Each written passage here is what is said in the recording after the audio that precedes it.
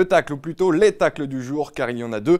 Ils sont signés Alain Juppé et il y en a un pour chacun de ses adversaires déclarés ou non à la primaire UMP. Le premier, c'est évidemment pour Nicolas Sarkozy, dont la volonté de rassembler est clairement mise en doute. Bien sûr, il y a des divergences au sein de l'UMP, il y a des différences de sensibilité, et que ce n'est pas un scandale, à condition de les assumer et d'être clair dessus. Assez large.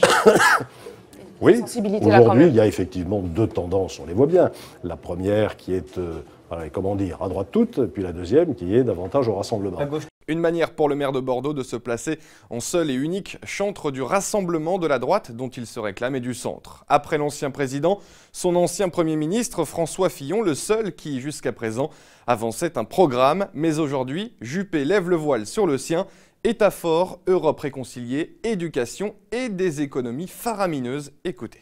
Renouer avec la croissance, ce qui veut dire d'une part libérer nos entreprises des contraintes excessives qu'elles subissent, fiscales ou réglementaires, et d'autre part maîtriser les dépenses publiques. N'en déplaise à Nassira, nous arriverons à faire sur la durée 150 milliards d'économies en relançant la croissance. Enfoncer le pacte de responsabilité à 50 milliards d'euros en 5 ans de François Hollande, pulvériser la thérapie de choc à 110 milliards de François Fillon. Chez Juppé, ce sera donc 150 milliards en 5 ans.